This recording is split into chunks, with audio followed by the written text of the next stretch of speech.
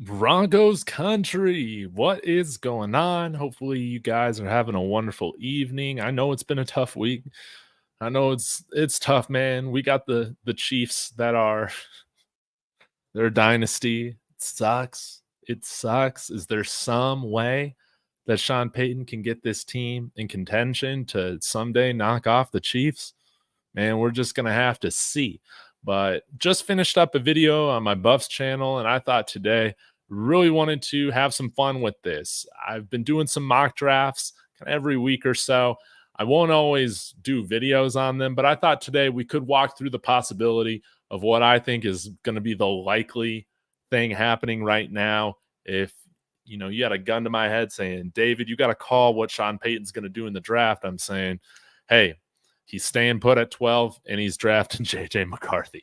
Are we screwed with that happening? I don't necessarily think so. I don't. I know my thumbnail or title might be a little bit clickbaity-ish, but I think he's definitely one of the guys that could have one of the higher ceilings in this draft, but I don't know if he's exactly ready to be a day one starter in the NFL his rookie year, right? But I thought this would be fun if we at least play out the scenario so we can have an idea of maybe what the Broncos could do if they're not trading back and acquiring more picks, standing with the 6 or 7 that they have right now. Let me go ahead and share my screen. And Angel, thank you so much for tuning in your comment. Let me read that here real quick before we get into this. I've heard JJ McCarthy is very detail-oriented and loves structured offenses. He would strive in Sean Payton's offense. If JJ McCarthy is going to go to a team in the NFL in the first round, I think the Broncos are one of the better fits for him. I agree with you on that. I think from an NFL standpoint, or I don't know, a guy that could come in the NFL and play day one, you'd like to have seen more production in his last year at Michigan, but we've seen other guys like Trey Lance go top 3, right? We've seen guys that have played. I guess another example is Carson Wentz, but he had way more reps. But a guy who played down at the FCS level, right? I think that there is a lot to like with JJ McCarthy. I think ideally what I would love is if we could trade down and still get him, but I got the feeling that that's not going to be a likely scenario. What everybody seems to be reporting is that NFL teams, they really do like JJ McCarthy and that he should be expected to go in the first round. Hopefully Denver, we're in a good enough position at 12 to where we don't have to trade up. Oh man, wouldn't that be terrible if we have to trade up for him? But I don't think that's the case. My guess is he goes somewhere in the teens. We're right there at 12, right in front of the Raiders at 13. We'll see what the Raiders want to do. Who's their offensive coordinator now? I'm trying to think. It's not Cliff Kingsbury, but I'm wondering if Mark Davis, Antonio Pierce, that whole regime, they might want to trade up and go for a big time name like Jayden Daniels or something like that. Could be interesting to see, but let's go ahead and talk through this, and would love to have a conversation with you guys as we go through this whole thing. But hopefully you guys can see this all right. I'm going to go ahead and select the Broncos, and we're going to do a full 7-round draft. Okay, guys. And this is on Pro Football Focus's draft, mock draft simulator. So y'all check it out if you haven't used it before. It's pretty fun. All right. Well, I guess we'll start. Whoa, that moved very, very fast. So some of the guys that are off the board are Drake Maye, number 1. Okay. Caleb Williams, number 2, going back home to DC. Jayden Daniels going to the Vikings at 11. And man, again, we got a bunch of interested teams in here. Ideally, I would love the Broncos to trade down. And some of these guys, or some of these teams that are trading up, I doubt they're trading up to pick a quarterback, right? But for this scenario, we are going to go with the quarterback. We're going to do just that. We're going to see how this whole thing plays out if we do take JJ McCarthy there at number 12. So some things I also like about JJ McCarthy, dude knows how to win. Dude's a good leader. He seems very mature for his age. And speaking of his age, I love the fact that he's very young, just turned 21. Plenty of more room to grow. Okay, guys, so we're sitting here in the third round, pick 12. Some different names available. We got Brandon Dorlus, interior defensive lineman from Oregon, along with Dwayne Carter. I'm not familiar with all these names just yet, guys. I'm going to be honest. My guy who I really like is Spencer Rattler. I'm figuring that he might have played himself into the second round right now. We'll see how he does at the pro day and the combine, all of that. But curious, if you guys think where we should go here. I think we definitely need to go with a defensive lineman because DJ Jones could be on his way out. And I think with how poor we were against the run this past year, it would be nice to get some more beef up front. Brandon Dorlus, 290 pounds. Let's see here. B-gap. Dwayne Carter, 6'3", 305 pounds. Redshirt senior. I think right now I'm just going to go with Dwayne Carter. Going to go with the bigger body.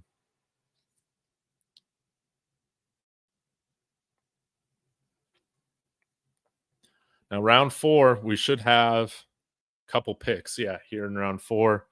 And this is where things get really interesting for me and for the Broncos here at pick 114. And a lot of the mock drafts I've done, granted, this is a mock draft out here in February, so who knows how this thing goes. But all these guys right here up top, I really like.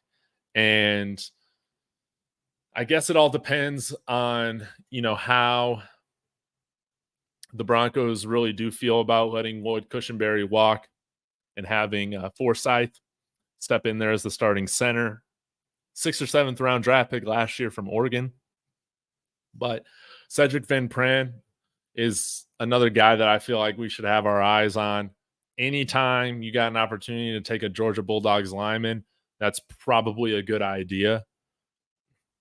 But again, so few draft picks, you would hope that some of the guys that we drafted last year, let's talk about Forsythe, we can talk about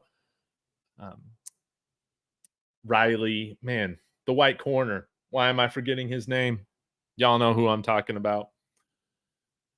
We also got, I'm forgetting all of our names from last year. We got the white corner. We got the linebacker from Oklahoma. My memory is so bad right now. Let me look this up really quick. Broncos draft 2022. Got to make sure I have these names right for you. Or 2023. Riley Moss. That's right. Mel Kiper says Dwayne Carter is a huge sleeper. Well, that's what we need. We need to hit on some of these late round draft picks, no doubt. No doubt. Just like the Niners, man, that they seem to hit on a lot of their draft picks. Not necessarily the day one draft picks all the time, but they're definitely hitting guys in the second and third day, and that's really where we gotta see some returns. So next year, Marvin Mims, can we have him in a substantial role in the offense? I mean, that's my hope. My hope is that he can become our Tyreek Hill, right? That type of mold. Let's see him run more of a full route tree. That's right. Drew Sanders from Arkansas, not Oklahoma. Can he step up and be a starting inside linebacker for us this year? Riley Moss, using the 83rd overall pick on him, we're expecting you to be a starting cornerback for us, right? Okay? We need that. Alex Forsythe, 7th round, pick 257. If he's ready, let's do this thing. But we need some of those guys that we drafted last year to be productive at those positions this year. But man, I really love Bucky Irving in the running back room. And I know that's not necessarily a position of need, but if you've ever seen Bucky Irving play, I mean, he's got all the gears. He's got a great uh, balance of burst, of speed, and power. And yeah, 5'10", almost 200 pounds. I think he's a really good sized running back, insanely productive this past year. I mean, over 1,500 yards from scrimmage. I mean, that's fantastic. 11 touchdowns. He was really a big part of that Oregon offense and why it was so successful, why Bo Nix could sit back there, all day if you wanted to and just throw bombs downfield, right? But Bucky Irving's one of those guys that I wouldn't be too upset, honestly, if we spent a pick right here on an offensive player like that. Now, another couple guys I don't want to take you through. Marshawn Lloyd. This is a guy who absolutely tore up my Buffaloes this year when USC came into Boulder. Another really dynamic running back. He can catch. Obviously, he can run. He's got that NFL workhorse body, okay?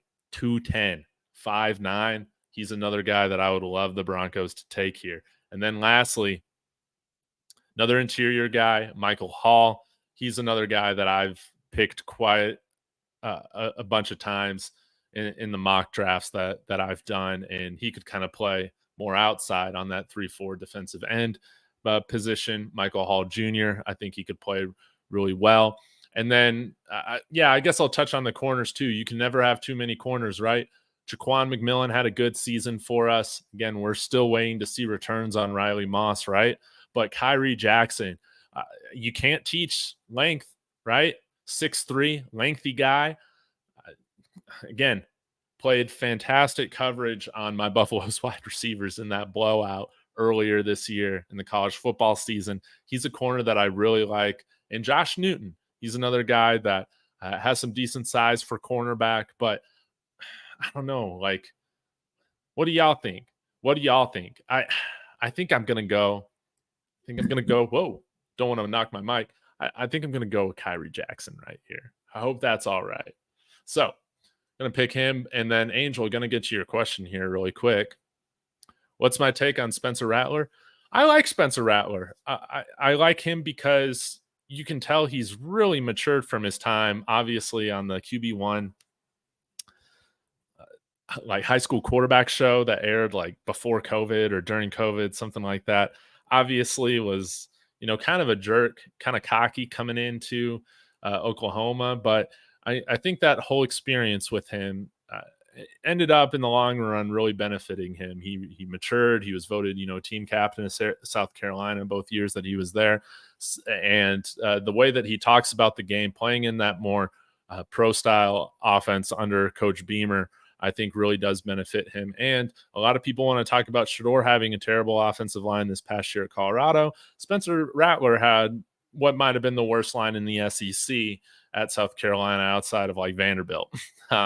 He dealt with a ton of pressure. I feel like he navigates the pocket pretty well. Doesn't have that ideal size, okay, 6'1".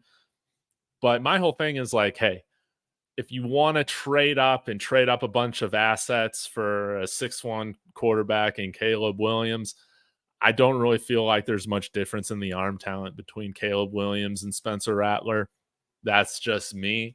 And Spencer Rattler just played on a much worse team. That's really it.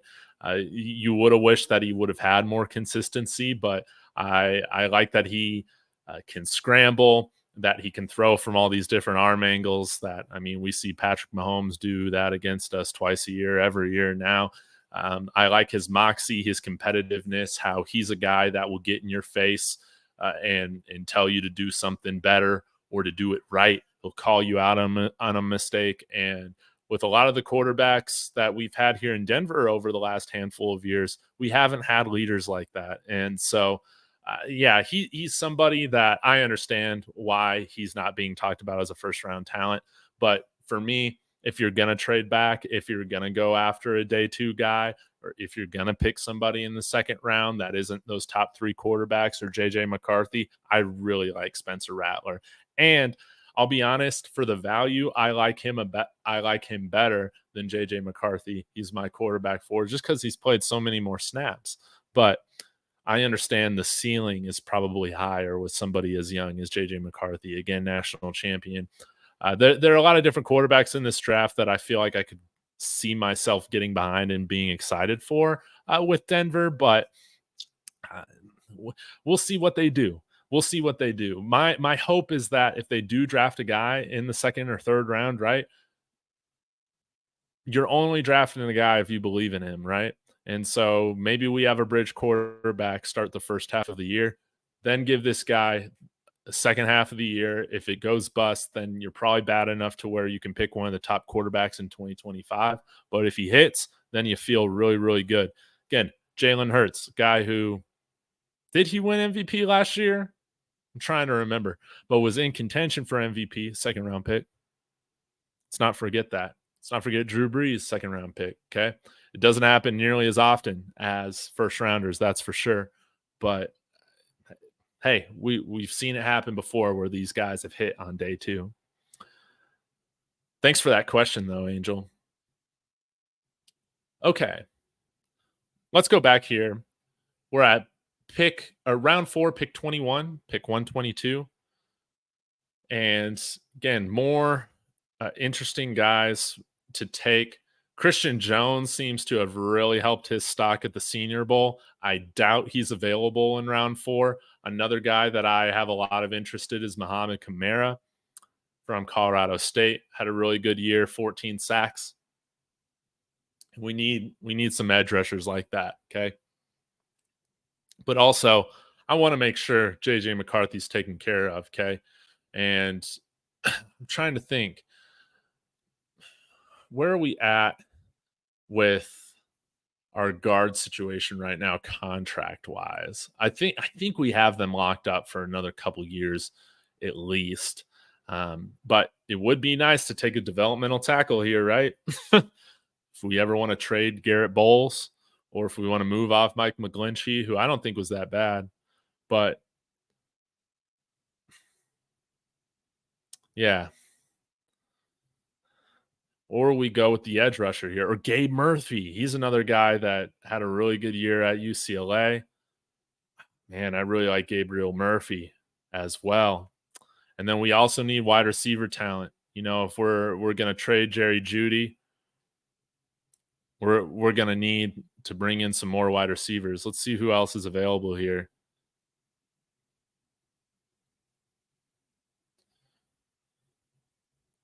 Luke McCaffrey falling down a little bit.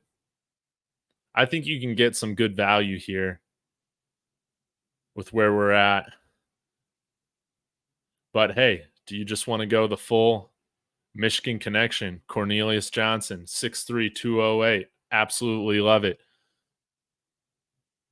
Play a little slot too, which is nice. But I think right now, what I'm going to do,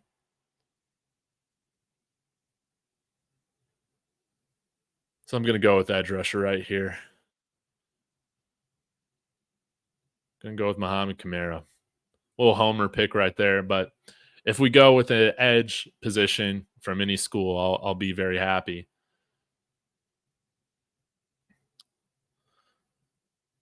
Then here, again, this is where it gets really interesting. Guys like Drake Nugent are available if we want another center in there outside of Lloyd Cushenberry.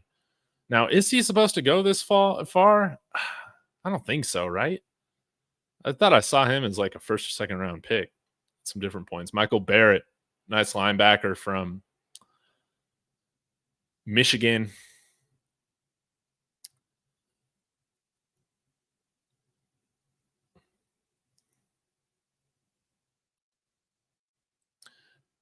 Down Holker, he's another tight end. You know, we need a tight end, a dynamic one that can help stretch the field. James Williams is another safety that I really like, and we could use him with, hey, if we end up trading, for instance, Justin Simmons or something like that. But we also have, PJ Lock back there. Caden Stearns, is this a year that he finally stays healthy? I'm not too sure about Jaden Sundell, but has some nice measurables, 6'5", 300. Okay. I think right now that's the direction I'm going to go. Let's go get a developmental tackle.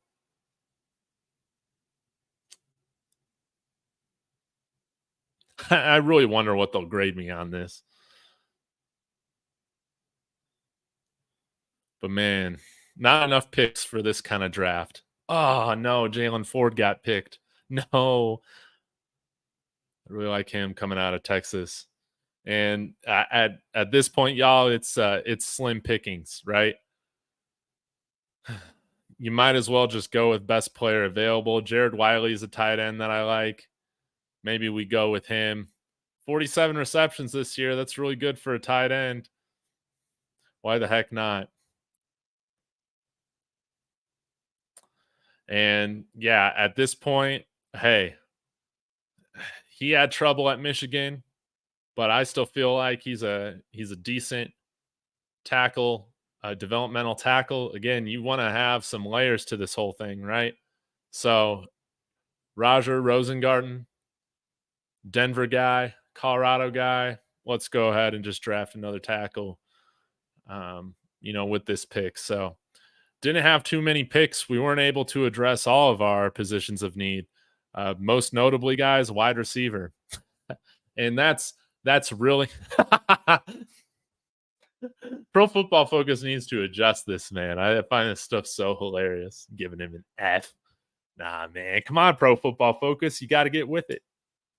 But if we keep these same 7 picks, we're going to have to make some calls off of, are we going to draft for need or are we going to go with best available talent? For me, it's really hard to move off of a guy like Kyrie Jackson if he's there in the 4th.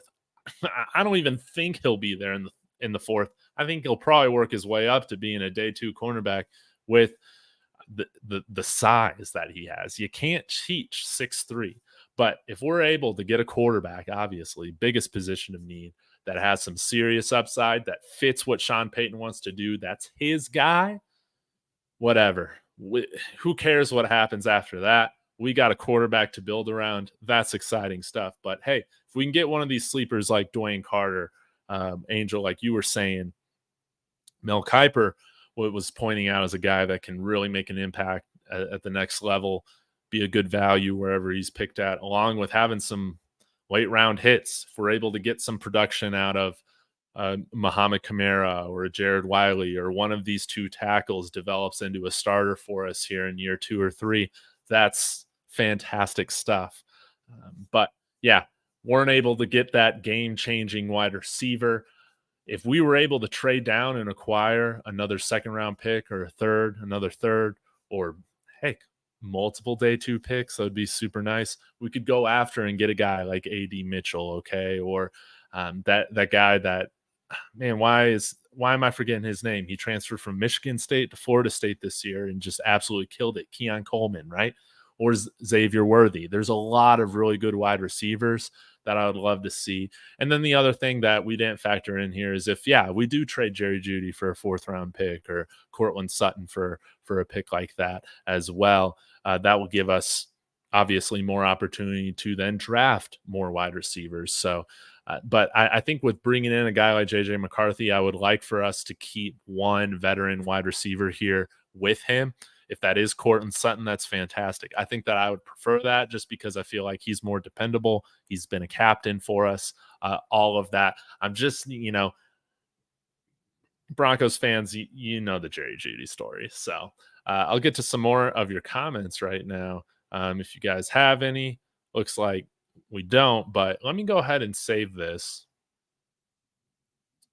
That way I don't forget. And I'll post this on my Twitter. You can follow me at David Talks Buffs on Twitter. Maybe eventually I'll change my handle to David Talks Sports or something, but it's David Talks Buffs right now. That was my first YouTube channel I started. But let me go back and look at the big board here. I love this, by the way. Thick. I would love it if we could trade up for Drake Maye, man. He's got that quarterback size, 6'4", 230 pounds, big time arm. I'd love Jayden Daniels too, but obviously, I don't know if he's as smooth as a fit for the offense as somebody like JJ McCarthy would be. But I love that he's got that 6'4" size and run around like crazy. The one thing that if Denver drafts him that will have to coach out of him and be intentional about is him running into contact. That can't happen. He's really got to take notes from Lamar Jackson when it comes to being evasive, being slippery, getting down without getting hit. And yeah, Lamar Jackson has been the blueprint. So quarterbacks like this can work. And I mean, I would be thrilled if we could get a quarterback like Jayden Daniels here in Denver, big time playmaker. I would absolutely love it. Does he need to put on a little bit of weight, a little thin, probably for his size? Sure. But that playmaking ability you can't ignore. Bo Nix, he's a guy that I'm just not interested at all. I don't know why. I don't know what people see in him to justify talking about him as a first round pick, if I'm going to be honest. I mean, Cecil Lammey I've seen is a really big Bo Nix guy. He didn't play in a pro style at Oregon, and most of his throws were manufactured for him, guys. If you watch him against pressure, okay, like 91.2, but that offense was just moving so smoothly that he was able to get the ball out of his hands very quickly. I didn't see a lot of NFL type throws from him and a lot of difficult throws, but I mean, I'm just David Talks Broncos. I could be totally wrong on Bo Nix, but I just don't see it, man. And what's so funny is that, yeah, most drafted by the Broncos here on the mock draft simulator, but the majority of his passes came from, at or behind the line of scrimmage. And I just don't think that's sustainable towards winning in the NFL. Michael Penix Jr., he's a guy that I'm somewhat interested in. I've cooled on him a lot after learning more of his injury history. And honestly, man, his performance against Michigan, I know they're the best defense in the country, but that guy just folded with pressure. And that was pretty discouraging to see. Some things that I like out of guys like Spencer Rattler is that they've dealt with pressure. Same with Caleb Williams. They haven't had the best offensive lines. And JJ McCarthy had definitely a good offensive line, but you've seen him stand in that pocket and really deliver passes while taking big time hits. Don't see a ton of that from Michael Penix, but man, does that ball look nice coming off of his hand. That is for darn sure. 4,900 yards this year. Unreal. But he's a guy that if the Broncos take in like the second round, I'm happy with. Okay. Michael Pratt, he's a guy that I've warmed up to. Again, I feel like Sean Payton, if he makes one of these guys his guys, he's going to craft an offense around them that works and that they're going to be fits, right? But I got to say, guys, like y'all go look at one of my film reviews that I did of Spencer Rattler maybe last week or a little while ago. I just think he's a phenomenal talent. Obviously, there's inconsistencies to iron out in his game, which is why, he's not up in these top tiers, right? But you see the upside, you see the flashes. Could he get there? I think with the right coaching situation, he could. So, all right, guys. I'm going to go ahead and shut this thing down. Really appreciate you guys tuning in. Trying to bring you guys constant Broncos content. We have so much to talk about and really excited to get this channel going. So if you could do me a favor, please share the channel. Like and subscribe if you're a Broncos fan. If you like my style, it would mean a lot to hit 100 subs within the next month or so. And then I'll start really building some serious steam in the algorithm once we hit that thing. So I greatly appreciate it, guys. Feel free to subscribe on Spotify as well. Forgot to say that. And hey, as always, guys, go Broncos.